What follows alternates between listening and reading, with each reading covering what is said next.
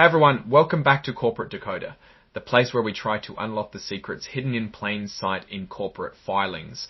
And let me tell you, this latest report from Fidelity Court Street Trust 2 is packed with numbers that tell a very interesting story about how your money is being managed, especially if you're invested in their New Jersey Municipal Money Market Fund. Before we dive deep, if you appreciate getting straight insights from corporate documents without all the jargon, make sure you're subscribed and hit that notification bell so you don't miss out. We also have a fantastic community over on Discord for deeper chats and analysis, so join us there. The link is in the description below. Okay, let's get right into it. This filing is a semi-annual report from May 31, 2025 for Fidelity Court Street Trust 2, specifically looking at their New Jersey Municipal Money Market Fund. It's essentially a snapshot of the fund's performance and holdings over the last 6 months. Right off the bat, we see some really important numbers for the fund for the period ending May 31, 2025. The fund size is a massive $1,254,003,551. That's a lot of money, and it's spread across 171 different investments. Now let's look at what the fund is actually invested in. One of the key things for a money market fund is how quickly they can get cash back if needed. This chart shows how the fund's assets are spread out by how long it takes to get that money back or how close it is to maturity. A huge chunk of the fund, 72.3%, is in investments that mature in just 1 to 7 days. This is great for keeping the fund liquid, meaning they have ready cash for investors who want to take their money out. Then another 4.3% is in maturities between 8 and 30 days. These are also very short term. We have 5.9% in the 31 to 60 day range and a small 0.8% in the 61 to 90 day range. About 5.4% is in the 91 to 180 day maturity range. And finally, 11.5% is in investments that mature in over 100 and a market fund. It still shows a good balance between having quick access to cash and earning a bit more on investments that are held for a slightly longer duration. The goal here is to be super safe and have cash available when people want it. Let's shift gears and look at the types of investments the fund holds. This breakdown gives us a clear picture of where the money is going. Variable rate demand notes, or VRDNs, make up a significant 34.9% of the fund's assets. Essentially, these are short-term debt instruments where the interest rate can change and investors can often demand their money back on short notice. Then we have municipal securities making up 27.2% of the fund. These are bonds issued by states and local governments to fund public projects. Tender option bonds account for 23% of the fund. These are bonds where investors have the option to sell them back at a specific price on a certain date. Commercial paper, a very short-term debt issued by corporations, represents 3.2% of the fund. And finally, net other assets and liabilities make up the remaining 14.4%. This usually includes things like cash receivables and payables. Now let's zoom in on the financial performance for the different classes of shares. For the institutional class, a $10,000 investment had costs of just $10, which is only 0.20% of the investment. That's incredibly low, which is exactly what you want to see in a money market fund. For the regular Fidelity New Jersey Municipal Money Market Fund, a $10,000 investment cost $21 or 0.42%. Still very reasonable. And for the premium class, the costs were $15 for a $10,000 investment, which is 0.30%. These low costs are a big plus for investors. Now let's really dig into the actual holdings. The schedule of investments is where the real meat is. This shows us exactly what the fund owns, and it's quite detailed. Under municipal securities, we see a lot of New Jersey specific bonds, for instance.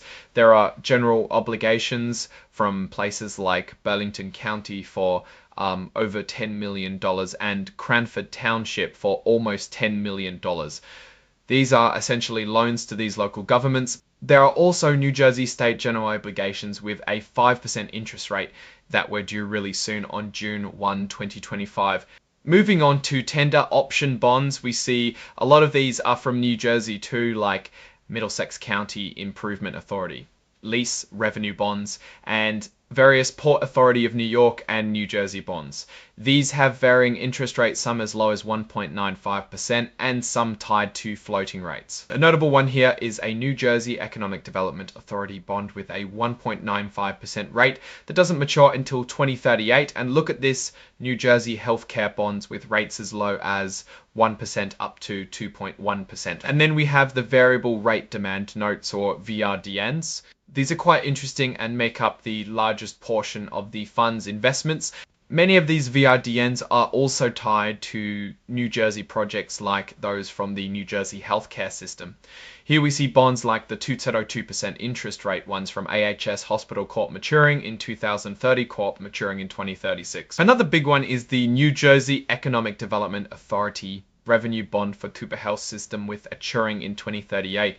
There's a significant amount invested in these types of securities. Under commercial paper, there's one main holding a $41 million New Jersey State Educational Facilities Authority bond with a 2.7% yield, which is pretty straightforward. And importantly, the fund also invests in other Fidelity money market funds, specifically the Fidelity Municipal Cash Central Fund for about $183 million. This is a common practice for money market funds to use other similar funds for diversification and efficient cash management. When we add it all up, the total investment in securities is $1,256 million, which is 100.2% of the fund's net assets. This is a very common structure for money market funds where there might be slight variations due to cash and other small items. Looking at the statement of assets and liabilities as of May 31, 2025, you can see the fund has total assets of over $1.289 billion. Liabilities are around $35 million, which leaves net assets at that massive $1.254 billion figure we saw earlier. Crucially, the net asset value, or NAV per share, for all classes of the fund is exactly $1. This is the goal for a money market fund, to hold its value steady at $1 per share. They've achieved this with a slight difference per share calculation for each class, like the main fund's $1 per share, which is calculated from over 20 million shares. The statement of operations for the 6 months ended May 31, 2025 paints a picture of the fund's income and expenses. Investment income was about $17.2 million, mostly from interest. Expenses were about $1.7 million before reductions, with the management fee being the largest component at over $1.2 million.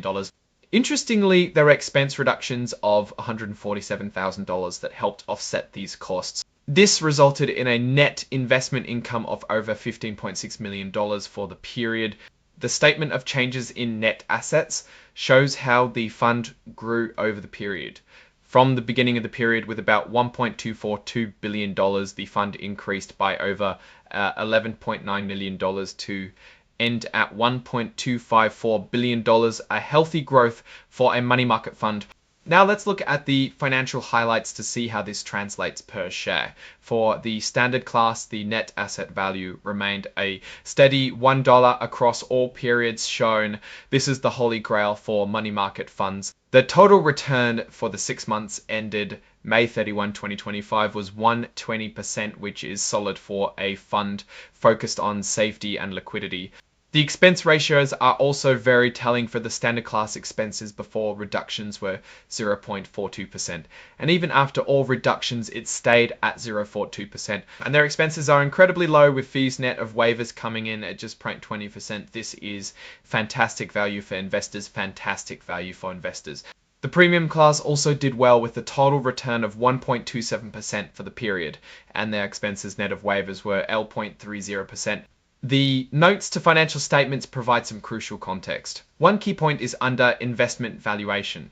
They state that securities are valued at amortized cost, which for money market funds is a standard way to keep their value steady at $1 per share. This is important for understanding why the NAV doesn't fluctuate wildly like other types of funds. They also mention a new SEC rule for money market reform, which they've implemented, and state it hasn't had a material impact on their financial statements. That suggests they were already well prepared for these changes. Under fees and other transactions with affiliates, we see how Fidelity manages things. The investment advisor receives a monthly management fee of 0.20%, and they also pay for most other expenses as part of an expense contract. For the premium class, they even cap the total expenses to 0.35%. These agreements are designed to keep costs down for investors. They also disclose inter-fund trades, meaning the fund might buy or sell securities to other Fidelity funds. This is standard practice, and they follow strict rules to make sure these trades are fair. So what's the big picture here? Fidelity's New Jersey Municipal Money Market Fund is performing exactly as you'd expect a money market fund to perform. It's keeping its net asset value stable at $1 per share and providing very low costs for investors. The diversification of its holdings across different types of municipal securities and VRDN seems solid, with a strong emphasis on liquidity given the large portion in short-term maturities. One thing that really stands out is how efficiently they manage expenses, especially for the institutional and premium classes, keeping them incredibly low, is a major strength, which is what you look for in a fund like this. The fact that they've already adapted to new money market regulations without issue also speaks to their operational readiness and financial stability. However, it's important to remember that while money market funds are designed for safety and liquidity, they typically offer lower returns compared to other investment types.